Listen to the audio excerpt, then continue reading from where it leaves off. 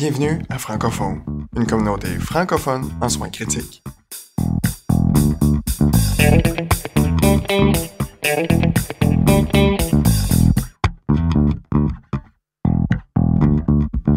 Bonjour tout le monde, c'est Yann Ajmo sur le Francophone. Aujourd'hui, on a une émission spéciale sur le COVID. Je suis en compagnie d'Ariane Larreau. Salut Ariane. Allô.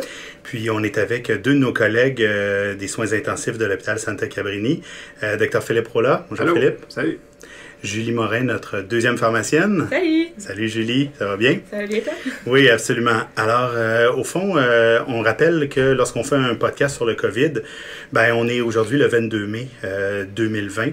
Donc, naturellement, tout ce qu'on se dit aujourd'hui, de l'expérience qu'on a eue au CIUS de l'Est de l'île de Montréal, dans notre installation, l'hôpital Santa Cabrini, on a quand même eu beaucoup de cas. La première vague de COVID nous a frappé de plein fouet. Puis, ce que je me suis dit avec Ariane, c'est que je pense que ce ne serait pas une mauvaise idée de partager notre expérience pour aider ceux qui vont avoir à subir la deuxième vague et qui n'ont pas eu une première vague très forte. Donc, globalement, on a eu environ 65 cas de COVID. Là, naturellement, je vous parle des soins intensifs. Donc, on a eu environ 65 COVID. Plus de 80% ont été intubés. On a eu une quinzaine de décès. Puis, au plus haut pic qu'on a eu 19 patients intubés en même temps. Parce qu'on a dû doubler notre capacité de soins intensifs là, dans les faits. Et notre DMS, notre durée moyenne de séjour pour nos patients intubés, se situe entre 11 et 12 jours. Donc, on est à peu près dans les statistiques québécoises, malgré une population extrêmement morbide et très malade. Donc, c'est pas mal ça pour nos statistiques. En fait, je vais commencer rapidement. On a plusieurs choses à discuter. Je veux qu'on parle un peu de ventilation ventrale, de trachéo. Une grosse portion sur les médicaments aussi, des complications qu'on a eues, puis quelques petits messages à la fin qui, je pense, vont être utiles pour tout le monde. Alors, commençons maintenant au niveau de la ventilation. Donc, dans les faits, très tôt au début de la pandémie, on a respecté les règles que tout le monde respectait d'intuber rapidement nos patients. Donc, lorsqu'on était rendu à plus de 5 litres par minute à la lunette nasale, je me souviens que le premier qu'on a intubé était déjà rendu à 100% quand on l'avait vu. Là, le patient était très hypoxique. Mais naturellement, on s'est rendu compte, après l'expérience qu'on a pu voir de certains collègues en Italie puis aux États-Unis, à New York, que si on était pour aller vers cette optique-là, ben, rapidement, on aurait pu assez de ventilateurs. Donc, on a gardé des patients sous Optiflow et sous BiPAP le plus longtemps possible, jusqu'à temps que des vrais critères d'intubation ont lieu d'être. Et on a procédé à l'intubation assez standard pour le COVID. On a fait même un petit podcast là-dessus pour ceux qui sont intéressés d'aller voir. C'était dans les premiers podcasts de COVID, notre manière et notre expérience d'intubation. Alors, naturellement, on les a ventilés en acité contrôlé, en pression contrôlée, avec ou sans ratio inversé, mais le mode de ventilation qu'on utilise de plus en plus, c'est l'APRV, l'Airway Pressure Release Ventilation. Fait que je vais laisser Philippe nous expliquer un petit peu qu'est-ce que c'est, puis un petit peu la logique derrière ça, puis de quelle façon nous on l'a apporté ici. Merci Yann. Alors, dans les dernières semaines, je me faisais poser la question assez souvent, là, surtout sur Twitter, là, comment manager les insuffisances respiratoires dans le COVID. Puis je pense que j'ai rendu ça de façon assez succincte. Là. Je pense que j'étais tombé sur le faire en 18 mots. C'était le plus que possible, essayons de ne pas les intuber. Puis quand on n'a pas le choix de les intuber, mettez-les sur APRV en TCAV. C'est pas mal ça en ce moment mon approche. Et pourquoi? Alors, d'abord, comme Yann avait mentionné, au début d'avril, on avait fait un webinaire où on avait ramené justement de l'expérience italienne et américaine. Et il faisait juste commencer les débuts au Canada à ce moment-là. Et puis, l'expérience était justement ça, qu'une fois qu'ils se retrouvaient intubés, ça avait été remarqué là, par du monde un peu observateur aux États-Unis que la pente clinique raidissait et il y avait une détérioration sur multiples niveaux, multi-organiques, relativement rapide, qui était un peu hors de l'axe de la direction de la maladie pré-intubation. Et ça faisait penser à beaucoup de personnes si on faisait plus de tort qu'on pensait avec justement la ventilation ou bien la ventilation traditionnelle ou Hardnet, etc. Alors, et je pense qu'on a eu de la bonne expérience.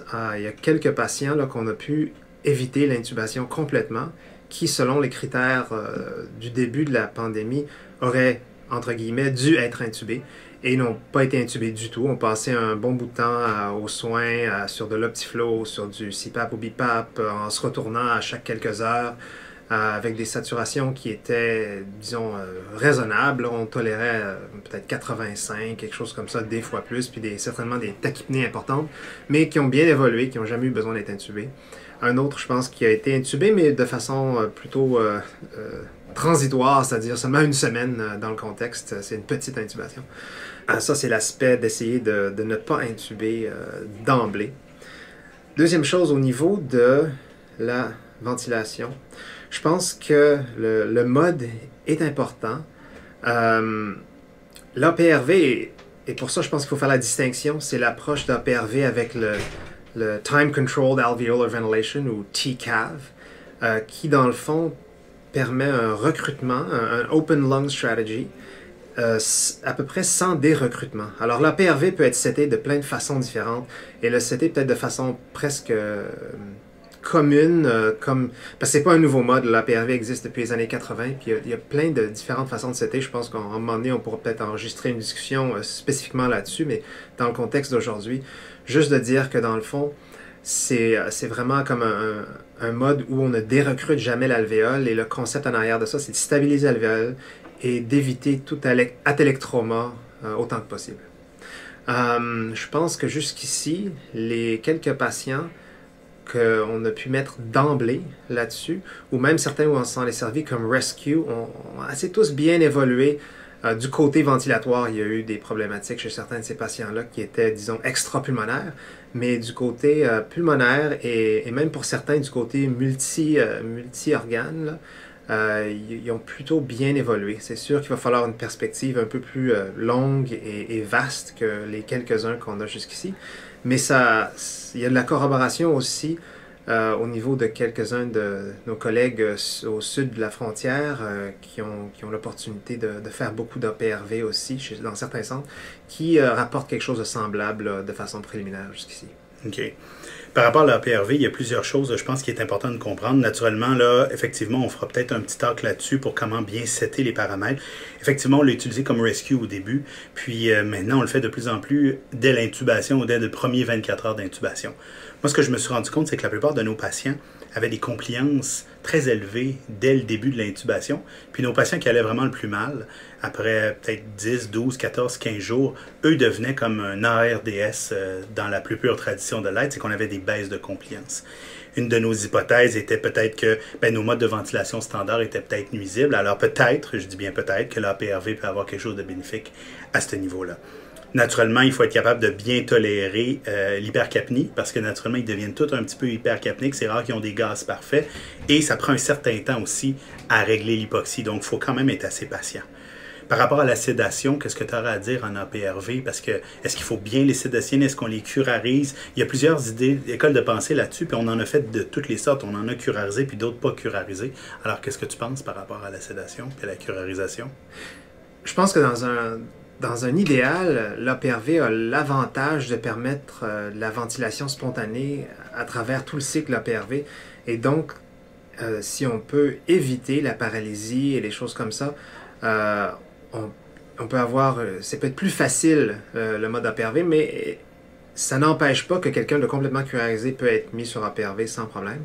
Mais je pense qu'une partie de la problématique de notre ventilation traditionnelle est peut-être justement reliée à une nécessité de sédation assez profonde due à la difficulté à être synchrone quand on a des pics très élevés ou des rations inversées ou des choses comme ça.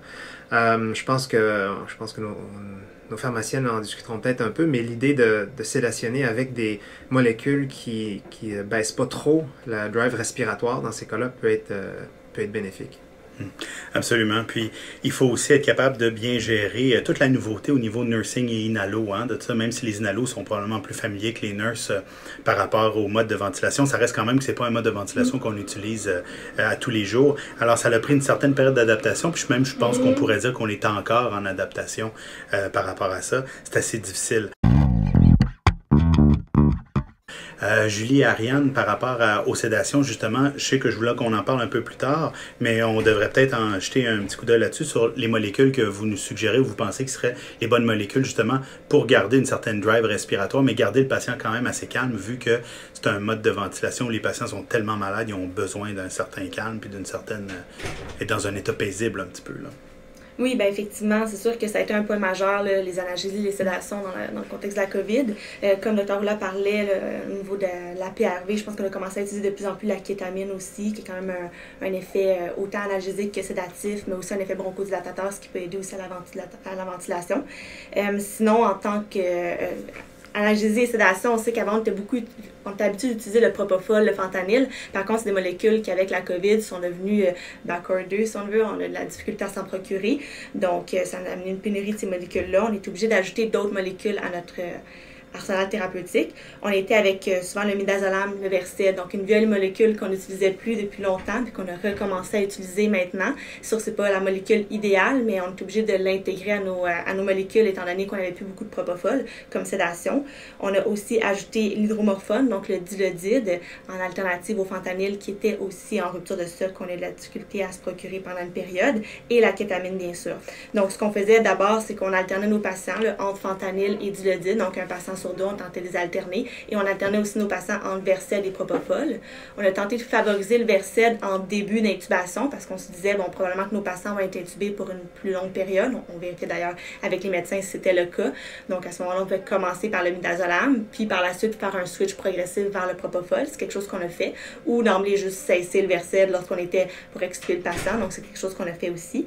On a tenté plutôt de réserver le propofol chez nos patients qui étaient dialysés, nos patients qui étaient en IRA, le favoriser par rapport au Versed qui peut s'accumuler en insuffisance rénale. Donc ça a été quelques patients pour lesquels on gardait notre molécule traditionnelle de propofol.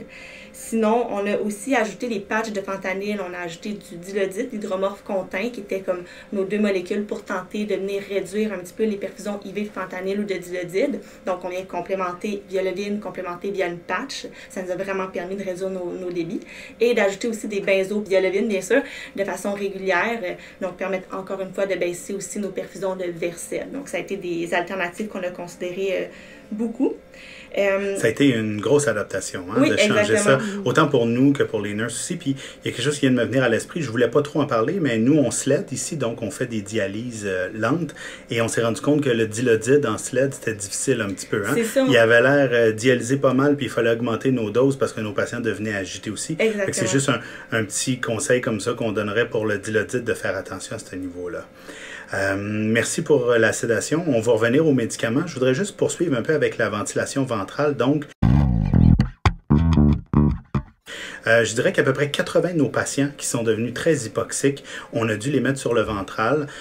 Donc, le prone ventilation, on faisait environ 12 à 16 heures par jour. En général, en tout cas, moi, je sais que personnellement, vers 16 heures le soir, quand je pouvais, sinon je le faisais plus tôt, mais je le faisais vers 16 heures jusqu'au lendemain matin. Ça me permettait de garder un 16 heures de prone jusqu'au lendemain matin. Mais ce qu'on s'est rendu compte au bout de la ligne, c'est qu'à la fin, à peu près 100% de nos patients ventilés ont été pronés parce que, justement, il y avait tellement de plaies de pression qui s'installaient malgré des excellents soins puis des matelas adéquats vu que les patients sont intubés pendant des jours et ils sont curarisés, ils bougent pas. Donc, au final, près de 100% de nos patients, on les a pronés, des fois juste pour un peu calmer le dos puis à la demande de nos plasticiens qui devaient faire certains débridements de certains patients. Donc, ça a été une expérience qui a été, somme toute, assez concluante, difficile un peu au début. Hein. On pronait peut-être un patient par mois, par 2 mois. Là, on en pronait à tous les jours, des fois 4-5 par jour. Alors, ça a été assez difficile au début, mais je pense que pour vos propres unités, là, pour ceux qui n'ont pas encore beaucoup eu de cas de COVID, je pense que de faire un protocole, de faire quelques pratiques avec un de vos membres, une de vos nurses, un de vos médecins habitués à tourner le patient, bien protéger le tube endotrakéal, puis il y a beaucoup de tutoriels là, sur Internet à ce niveau-là. Je pense que Sacré-Cœur avait fait un vidéo là-dessus, là, si je me rappelle bien. Alors, je pense que la ventilation ventrale, ça a été quelque chose d'assez bénéfique. Et en fait, je ne sais pas ce que tu en penses, Philippe, mais je pense que la réponse à l'hypoxie, à la ventilation ventrale était assez exceptionnelle. Puis pas tout le temps juste parce qu'on pense que c'est du recrutement des recrutements. Hein. C'était peut-être même un peu vasculaire là, ou sur le flot sanguin. Là. Fait qu'est-ce que tu penses par rapport à l'expérience de ventilation ventrale qu'on a fait? Oui, je pense qu'en effet, un peu comme ça avait été annoncé des autres endroits qui en avaient eu avant nous, les réponses étaient plus marquées que ce qu'on avait l'habitude de voir avec, disons, vraiment de la pathologie pulmonaire traditionnelle de la dernière décennie, là, si on veut. Tout ça avec une compliance souvent bien normale ou presque normale. Lorsqu'on était hypoxique mais avec des compliances normales, ça aidait quand même la ventilation ventrale. Alors, ça a été ça. Puis, il y avait une grosse composante médicamenteuse aussi. En tout cas, je sais que moi, personnellement, les patients, je leur faisais un 24-48 heures de curare au début, là, parce que ça allait pas bien. Puis, c'était pour essayer d'être le plus court possible en termes de curare, mais aussi par sécurité lors des premiers flips. Puis, on avait beaucoup de patients obèses, hein, faut le dire. L'obésité touche beaucoup là, avec le COVID, donc flipper des patients obèses, c'est toujours un peu plus difficile. Ariane?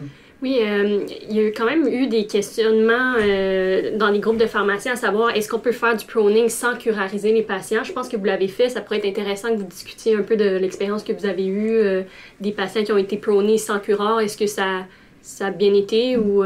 Oui, je pense que oui. Certainement, je me souviens pas de la proportion, mais pour moi, ça avait pas été... Il fallait quelqu'un quand même qui est relatif, qui est pas agité, là, c'est sûr. Mm-hmm. Mais pour moi, c'était pas un facteur décisionnel là, s'il était sur curare ou non. Non, c'est ça. Effectivement, je pense que si la sédation, elle était profonde et sécuritaire, puis que le patient n'était pas pour tousser ou bouger, parce que c'est le risque d'extubation hein, pendant la procédure. Alors, nous, on n'a eu aucune extubation pendant nos retournements. On a eu quelques déconnexions occasionnelles, où est-ce qu'on a réglé ça en faisant, finalement, en mettant du tape au niveau des jonctions entre le tube endotrachéal, puis le tube corrigué, puis le ventilateur. Ça a un peu réduit ça. Mais si on pense qu'on était pour avoir une problématique, puis bien souvent aussi, le patient était déjà curarisé avant de le tourner parce qu'il était dur à ventiler. Donc, on le curarisait là et on le laissait là. Mais ça dépendait. Moi, je sais que j'y allais au feeling du patient en disant « Oh, ce patient-là est vraiment très obèse, très difficile, il m'inquiète beaucoup, on n'a pas beaucoup de jeu. Donc, aussi bien qu'il soit curarisé puis qu'il n'y ait pas de réaction pendant le retournement. » Puis des fois aussi, les sédations à haute dose, c'est pas bon pour les pressions, donc on n'était pas capable d'avoir une sédation parfaite. Fait que ça a été un petit peu ça à ce niveau-là. Finalement, pour finir au niveau de la ventilation, ça a été le questionnement qu'on a eu à se poser, pas au début, mais après 14, 15, 20 jours, on était dans le questionnement, qu'est-ce qu'on fait avec nos trachéos? Nous, à Santa Cabrini, on a la possibilité de faire nos propres trachéos nous-mêmes là, par les médecins des soins intensifs. Et donc, ça nous donne une disponibilité et une polyvalence à ce niveau-là. Alors, naturellement, après 14 jours, la plupart de nos patients n'étaient pas trachéotomisables, si c'est un verbe qui existe, là, parce que l'hypoxie était juste trop sévère. Donc, on s'est donné comme règle d'y aller après 21 jours. C'est pas idéal dans la littérature de faire ça, mais d'un autre côté, c'est pas mieux non plus si on fait une technique puis qu'on nuit aux patients. Donc, les trachéotomies, on les a fait au chevet, comme d'habitude, mais après 21 jours. Moi et Dr. Rolla, on a mis au point une technique rapide en apnée lors de la trachéo. On est en attente de publication là-dessus, fait que ça va être intéressant de voir si on va réussir à le faire. Mais j'aimerais ça, Philippe, un peu que tu me parles d'où est venue notre idée, puis comment on l'a mis sur pied, là, cette technique-là, puis pourquoi on le fait de cette façon-là en apnée. Étant donné l'étendue de la pandémie respiratoire, il s'est sorti plusieurs documents, approches, je pense, à plein de niveaux, là, puis toujours avec l'idée de ne pas contaminer l'environnement. Mais dans le fond, ce qu'on a décidé de faire, étant donné notre assez vaste expérience de trachéo au chevet, on a décidé de faire tous les préparatifs et ensuite, du moment que le patient est déconnecté et que les choses sont ouvertes, par exemple le bronchoscope, la ventilation est arrêtée. La technique elle-même se fait de façon la plus rapide possible en apnée. Et il faut ajouter qu'avant de faire ça, on a rajouté l'étape de faire un petit test d'apnée, c'est-à-dire de ne pas ventiler le patient une fois qu'il a été préoxygéné sur 100% pour nous assurer qu'il n'allait pas désaturer pendant la procédure. On le fait pendant 1 minute. Et jusqu'ici, on a réussi à toutes les faire en dedans de 60 secondes, je pense, à peu près. Sauf peut-être une où il y avait eu un problème avec la trachéo, l'insertion de la trachéostomie même, une fois que c'était tout déjà dilaté. Et je pense que le patient qui a le plus désaturé a désaturé peut-être à 88 pour quelques secondes, là. Je te reprends là-dessus, c'est 87. Mais je pense que ça va être correct, Mais c'est exactement ça, 87% la plus basse désaturation qu'on a eue. Alors, juste pour prouver que ça se fait, ça peut se faire en apnée. parce que je pense que plusieurs groupes avaient lâché des recommandations, des statements, etc. Surtout au début du fait de ne pas le faire, point c'est tout, avant qu'il y ait plusieurs tests de COVID négatifs. De notre point de vue, c'était pas à l'avantage du patient qui pourrait parfois se retrouver intubé pendant très longtemps. Et même on a vu dans le courant de ces techniques-là qui sont faites un peu plus tardivement que d'habitude, vraiment des larynx avec des cordes assez atrophiées et qui étaient quand même impressionnantes. Alors c'est sûr que d'aller passer 4-5 semaines, là, ce serait probablement pas une bonne chose pour les patients. Là. Non, absolument pas. Je pense que même 21 jours, c'est déjà trop long, mais on n'avait pas vraiment le choix. Donc globalement, le but, c'était d'éviter l'aérosolisation durant la procédure en faisant une apnée. Puis les fois que moi, j'étais au bronchoscope et tu faisais la trachéo, là, c'était à environ 45 secondes là, que tu étais in avec la trachéo, puis on pouvait sortir le tube endotrachéal puis remettre la ventilation. Donc effectivement, je pense que ça prend un peu d'expérience, que ce soit vous ou vos ORL qui allez faire vos trachéos, ça va être inévitable, on n'a pas le choix, il faut en faire à un certain moment donné, et ça va aider, comme tous les patients trachéotomisés, de baisser la sédation puis d'améliorer la physiothérapie du patient pour essayer de regagner tout ce qui peut être myopathie au niveau des extrémités ou même thoraco-respiratoire. Alors, ça fait un peu le tour au niveau de la ventilation ventrale puis des trachéos. On aurait des heures à discuter de toutes ces choses-là, de notre expérience. Fait que gênez-vous pas pour commenter tout ce qu'on a dit, poser vos questions. Ça va me faire plaisir de vous répondre. Alors, je voudrais qu'on passe maintenant un petit peu plus vers la médication. On a déjà un peu touché les sédations. Je pense qu'on a fait le tour à ce niveau-là. Alors, la fameuse hydroxychloroquine. Mes chers collègues pharmaciennes. Alors, j'aimerais savoir votre opinion là-dessus. Puis, je tiens juste à dire qu'on va faire un podcast un peu plus poussé, moi et Ariane, là-dessus. Alors là, je voudrais juste avoir un petit wrap-up. Qu'est-ce qu'on fait? Puis, est-ce qu'on écoute Trump? C'est ça la vraie question. L'hydroxychloroquine, c'est tout qu'un dossier. On a eu beaucoup de promotions par les médias, par notre cher Monsieur Trump. Mais grosso modo, d'où ça vient? Là? Initialement, ça vient d'études in vitro avec la chloroquine, qui a montré que ça pouvait diminuer l'entrée du virus dans les cellules. Donc, l'hydroxychloroquine, c'est sûr que c'est le même mécanisme d'action que la chloroquine. Donc, ça aurait un potentiel effet antiviral en alcalinisant le pH, ce qui fait en sorte qu'on a moins d'autophagosome. Donc, le virus rentre moins dans la cellule. Puis en plus, l'hydroxychloroquine a un effet immunomodulateur, anti-inflammatoire. Donc, on le sait, le COVID, il y a une grosse phase inflammatoire qui pourrait être nocive pour nos patients. Donc, c'est de là que vient toute la réflexion, qui est quand même qui fait tout à fait du sens. Ensuite, il y a eu beaucoup d'études, disons pas extraordinaires, là, avec beaucoup de biais, disons, qu'on va reparler un peu plus en détail là, dans le prochain balado. Mais grosso modo, on a de plus en plus de publications qui viennent appuyer que peut-être que c'est pas si sécuritaire que ça, que premièrement, on n'a peut-être pas tant de bénéfices à en donner, puis en plus, il y aurait peut-être des risques. Donc, je pense qu'initialement, vous en donniez quand même, avant que j'arrive, vous en donniez quand même plus souvent en COVID. Puis là, petit à petit, on a vu que les patients en recevaient de moins en moins. Puis même que dans les dernières semaines, je pense que quand il y a un patient qui est admis aux soins, on cesse complètement l'hydroxychloroquine. Et du moins, c'est sûr qu'on n'en débute plus maintenant à ce jour. Mais comme on disait, c'est quelque chose qui est toujours en évolution. Donc c'est un peu la pratique qui s'est fait ici. Donc ça fait un peu le tour là, au niveau de l'hydroxy. C'est sûr que je sais pas si vous avez eu beaucoup de complications cardiaques ou d'allongement du QT. Oui, quelques allongements de QT, surtout lorsqu'on mettait de l'azithromycine avec ça. On le surveillait bien, on le faisait à tous les jours. C'est pas comme le patient à la maison qui a aucun contrôle. Là.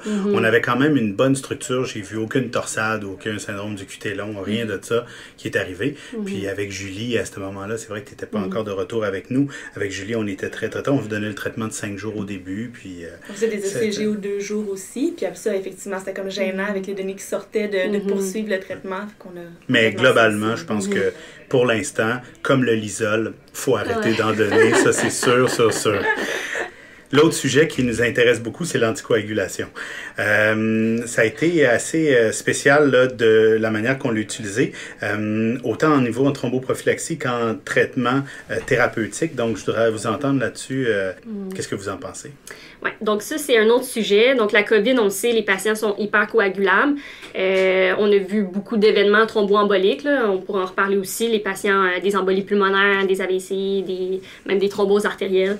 Puis on a aussi les fameux D-dimères qu'on suit pas mal à tous les jours, qui sont tout le temps augmentés, qui varient beaucoup. Donc, initialement, je pense que c'est ça. Au début, on était très agressif. On donnait des doses, des demi-doses d'anticoagulation, même parfois des 2/3 de dose. Surtout quand les D-dimères montaient plus que 6 fois la normale.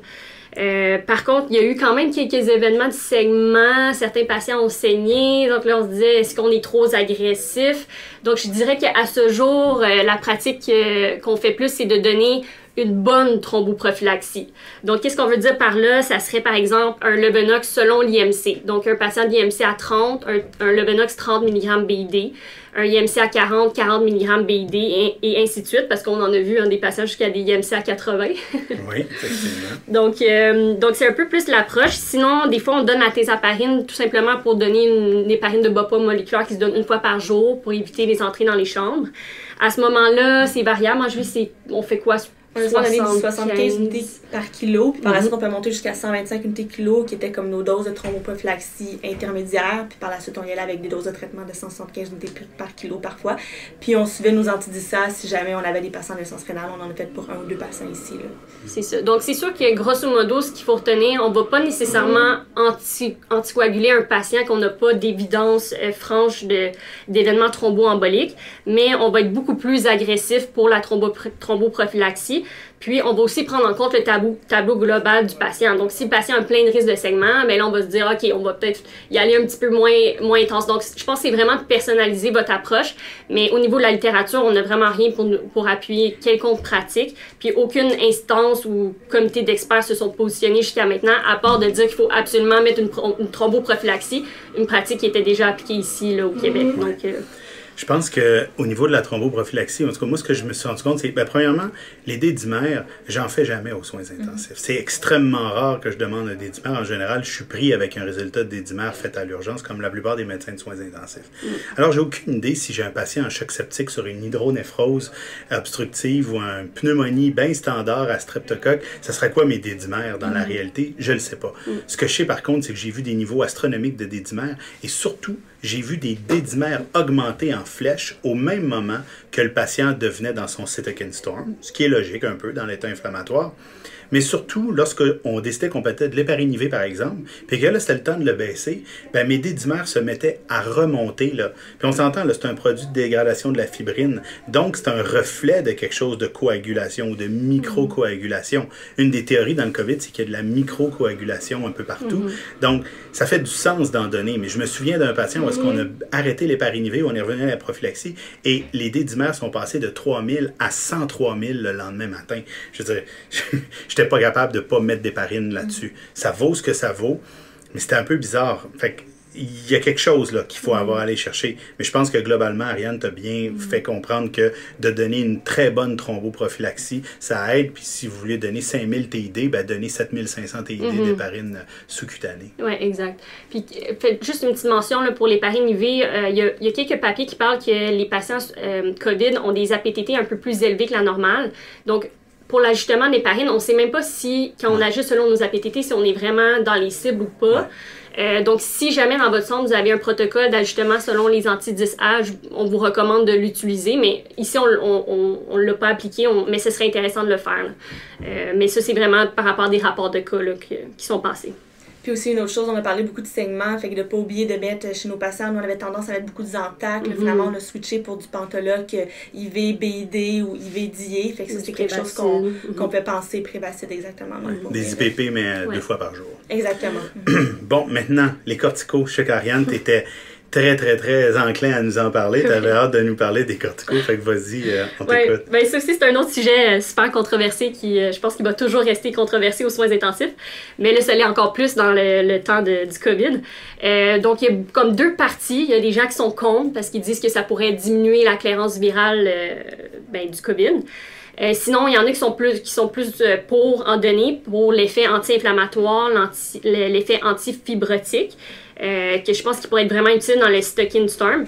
Fait que c'est sûr qu'ici, quand les patients sont rendus à être admis aux soins, souvent ils sont plus dans la phase quoi, tardive, mais... Non, c'est plutôt, jour. c'est le début de l'hypoxie. Je pense pas qu'on les admet dans le cytokine storm. On les admet surtout lorsqu'ils sont surtout très hypoxiques. Puis souvent, les CRP sont pas si élevés que ça. Mais dans le 5 à 7 jours qui suit leur admission aux soins, là, on voit des CRP qui montent en haut de 200, puis 300, puis 380.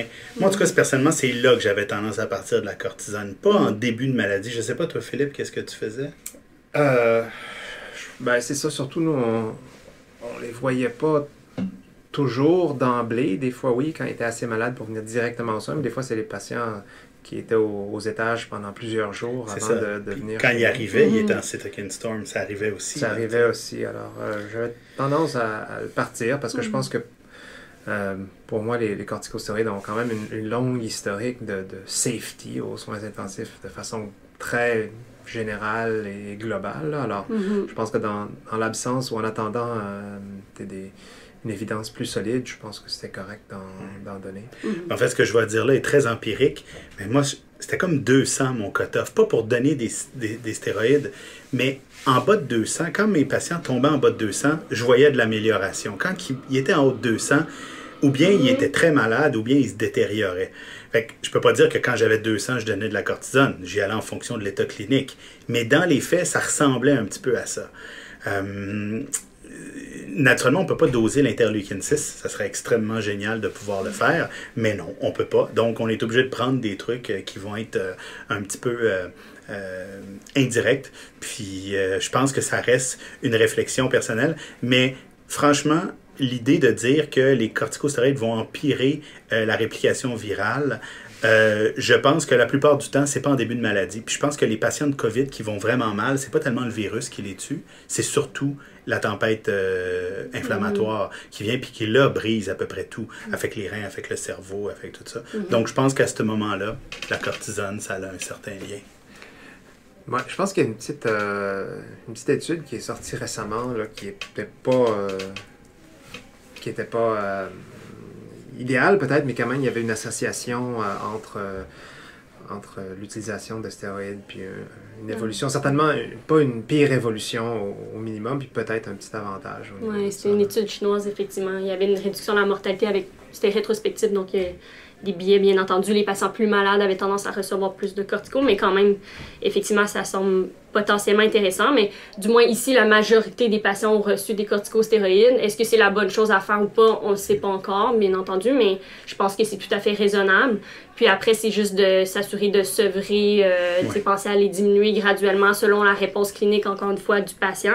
Il y a eu encore, c'est controversé à savoir est-ce qu'on devrait en donner juste aux patients intubés ou nos patients sur BIPAP, qu'on essaie d'éviter à tout prix d'intuber, est-ce qu'on devrait leur en donner? Je pense que si notre objectif, c'est d'éviter des intubés avec toutes les complications puis les longues intubations que ces patients-là développent, je pense que c'est tout à fait justifié.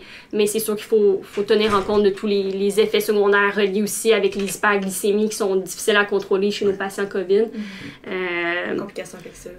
Oui, effectivement. Je pense que c'est mais on n'a pas la bonne réponse encore, mais l'expérience qu'on a ici, c'est qu'on en donne quand même assez souvent. Ouais. Puis on essaie de les baisser assez vite. En tout cas, moi, je sais que je me faisais un devoir de tous les jours de réévaluer, surtout si c'est pas moi qui l'avais débuté. Je me dis là, je pense que je peux baisser ma dose de moitié puis y aller assez rapidement. Tu faisais un lien entre les corticostéroïdes et la glycémie. Je pense que vous aviez un petit mot à dire sur comme dernier traitement là, sur les glycémies. Oui, effectivement, on a eu beaucoup d'hyperglycémie chez nos patients. On avait beaucoup de patients obèses, beaucoup de patients diabétiques, beaucoup de patients qu'on a nouvellement diagnostiqués diabétiques, qui étaient connus pour aucun antécédent puis qui arrivaient avec à part une obésité qu'on diagnostiquait diabétique. Donc, il y avait des glycémies assez élevées, des patients qui étaient sous cortico, donc encore une fois, qui montaient leur glycémie. Donc, nous, ce qu'on a fait d'emblée, c'est sûr qu'on aurait été tenté de mettre de l'insuline IV, c'est ce qu'on aurait voulu faire. Par contre, on s'entend que les infirmières ont besoin de rentrer dans les chambres souvent avec l'insuline IV, de suivre les glycémies, donc c'est peut-être pas le régime le plus optimal en situation de COVID. Donc, à la place, on s'est plus penché vers des insulines longue action, comme la Lantus, la NPH. On a favorisé la Lantus parce que la Lantus se donne juste une fois par jour. Ça permet aussi d'éviter le risque d'hypoglycémie qui peut parfois être associé avec la NPH. Puis, par la suite, on rajoutait nos insulines sous-cutes 3 fois par jour, une insuline régulière en échelle d'insuline, 3 fois par jour au lieu de 4 fois par jour, encore une fois, dans le but de diminuer le plus possible les entrées par les infirmières dans les chambres. Puis une chose qu'on s'est rendu compte, quand les patients, on les pronait, on s'est rendu compte qu'ils faisaient souvent des hypoglycémies. Puis c'est par la suite, en regardant, les gavages souvent étaient réduits ou même parfois suspendus dans le cas de proning. Donc, essayez de penser aussi qu'en position ventrale, de réduire vos doses d'insuline, de peut-être d'emblée prescrire l'antus demi-dose, échelle d'insuline demi-dose lorsque le patient est en prone position. Comme ça permet de s'assurer qu'on ne fasse pas trop d'hypoglycémie parce qu'on en a eu là, quand même quelques fois. Parfait. Puis des fois, on se demandait s'il n'y avait pas une corrélation entre la régularisation de l'hyperglycémie puis l'évolution clinique qui s'améliorait. Des fois, on dirait qu'il y avait certains liens avec ça. Ça vaut ce que ça vaut, mais c'est une piste de réflexion.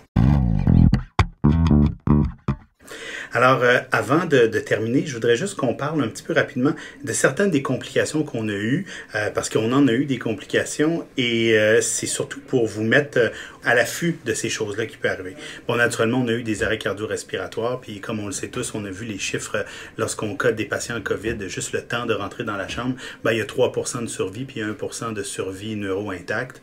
C'est pas mal ça qu'on a eu, hein. Je pense dans les patients qu'on a codés, on n'en a pas eu des tonnes, là, mais ceux qu'on a codés, ça a été difficile. Alors, à ce niveau-là, je pense qu'il faut juste vous créer un protocole d'arrêt cardio-respiratoire. De mémoire, on a eu 2 pneumothorax dû à de la ventilation un peu difficile.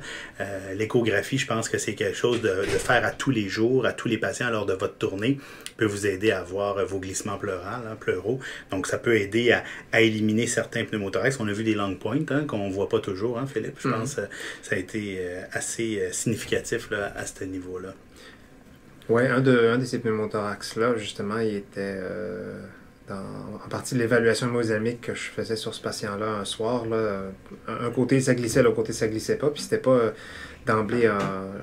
je m'attendais pas nécessairement côté ventilatoire à en voir un. Là. Il n'y avait pas quelque chose qui avait fait un trigger. Alors je pense que la petite routine que je fais faire, par exemple, aux résidents ici, c'est de s'assurer de regarder le sliding des deux côtés, de regarder la vessie pour des fois des dysfonctions de sonde, et puis de faire un petit look rapide aux veines fémorales et axillaires, s'assurer qu'il n'y a pas de thrombose, comme il y a une incidence de thrombose un peu plus élevée. Là, Absolument. Absolument. Parlant de thrombose, on a eu un cas assez spectaculaire de thrombose mésentérique qui n'avait rien à voir avec un territoire vasculaire standard. Et c'est en examinant bien le patient, un de nos collègues a vu que le ventre avait quelque chose de différent, parce que le patient était obèse, donc c'est difficile de voir, et ça finit en résection. On parlait tout à l'heure des thromboprophylaxies. Je pense que c'est nécessaire parce que justement, il semble avoir des microthrombis qui vont un peu partout. Si je me rappelle bien, c'était l'activation du PAI1 qui a l'air à faire ça, là, mais bon, ça me donne l'air intelligent, mais je ne suis pas tout à fait sûr que c'est ça. Deux cas de méningite virale qu'on a confirmé à la résonance magnétique. Donc, on sait que lorsqu'ils deviennent hypoxiques, les patients ils deviennent confus. Puis, on pense que le COVID fait faire des déliriums standards aussi, comme n'importe quelle infection, ou avec les températures à 40-41 degrés. C'est facile de tomber en délirium. Alors, on a trouvé 2 méningites virales à la résonance. Et malheureusement, on a eu un patient, en plus d'avoir de l'encéphalopathie anoxique, d'avoir des infarctus cérébraux dans la microvascularisation aussi. Donc, ça ressemble à ça un petit peu les complications. Pour le reste, la plupart de nos patients, c'était standard, hypoxie, insuffisance rénale. C'était pas mal ça, le gros pattern de nos patients. Je dirais qu'on a à peu près fait de dialyse, de SLED sur à peu près 20% de nos patients en insuffisance rénale. Ça a été globalement bien toléré, un peu difficile, surtout de proner des patients en dialyse. Ça se fait, on le fait, et c'est pas une contre-indication. Donc, c'est toutes des choses qui sont à garder en tête. Alors, pour terminer, j'espère que vous avez apprécié ce podcast-là. C'est notre expérience. J'aurais quelques petits trucs à vous donner comme message à ramener à la maison, là, les take-home messages, comme on dit. Premièrement, une des choses qui a changé notre vie au début de la pandémie, c'est d'avoir des masques P100. Donc, avec des filtres P100. On sait que les N95, c'est amplement suffisant. Les masques P100, c'est les masques qui sont demi-face ou full face avec les cartouches, ce qui fait que c'est beaucoup plus confortable. Puis quand nos infirmières ont commencé à avoir ça et que nous, on a commencé à avoir ça, premièrement, on se sentait beaucoup plus en sécurité de rentrer dans les chambres. C'était beaucoup moins douloureux. Puis pour les patients qu'on a codés, lorsqu'on code 1 heure et demie de temps à un patient, avoir ça dans le visage, ça rend les choses beaucoup plus confortables. Alors ça, je pense que c'est un investissement qui doit être pensé et réfléchi pour vos équipes. Deuxième chose, j'en parlais avec Dr. Rolla tout à l'heure, c'est un peu drôle de dire ça, mais examinez vos patients. Parce que le COVID fait qu'on rentre moins dans les chambres, on voit moins les patients. Les nurses aussi rentrent moins dans les chambres. Mais lorsque vous rentrez puis vous faites votre tournée du matin, examinez, palpez, regardez vos yeux, les pupilles, regardez tout. Faites votre écho. Donc, je pense que examiner le patient, vous allez trouver des complications qu'on n'aurait peut-être pas vues à la base.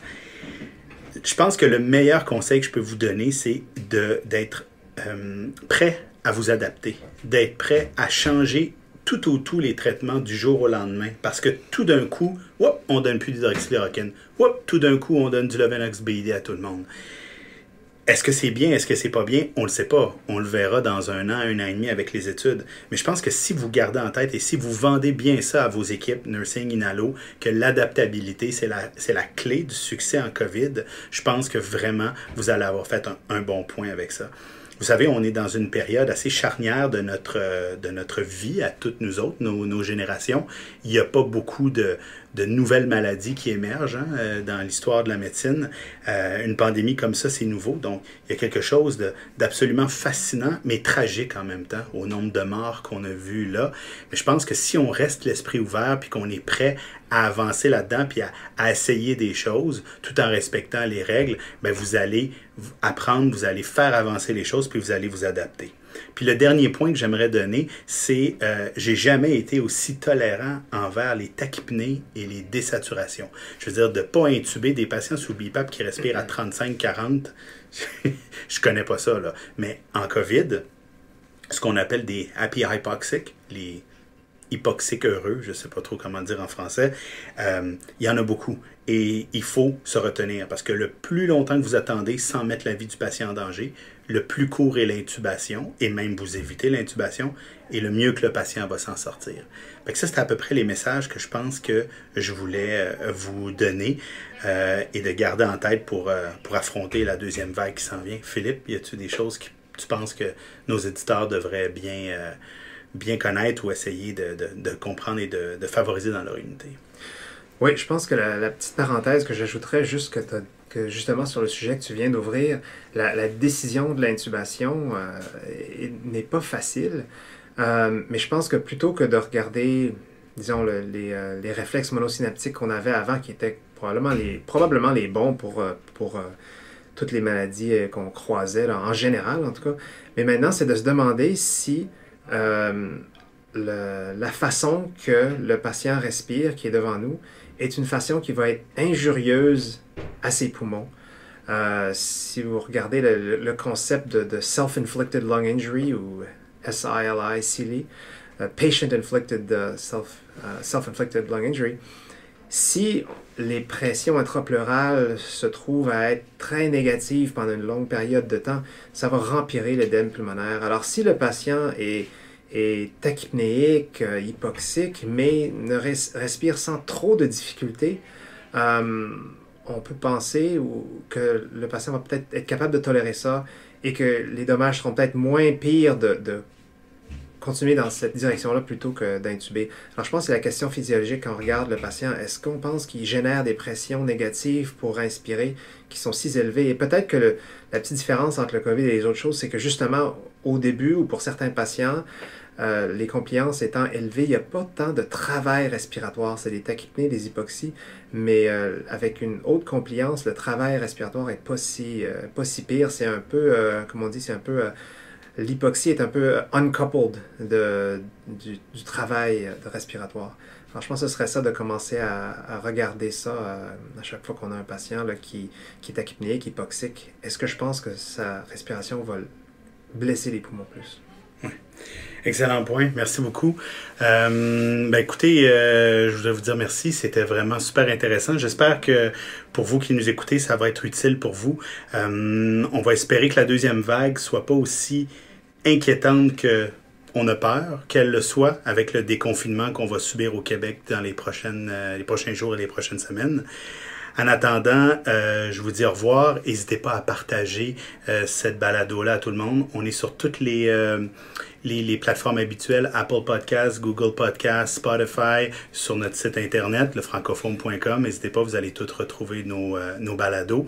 Alors, je vous dis merci. Ariane, Julie, Philippe, merci beaucoup d'avoir participé. On va peut-être se faire un wrap-up après la deuxième vague. On verra qu'est-ce qui va arriver. Ciao. Bye. Merci.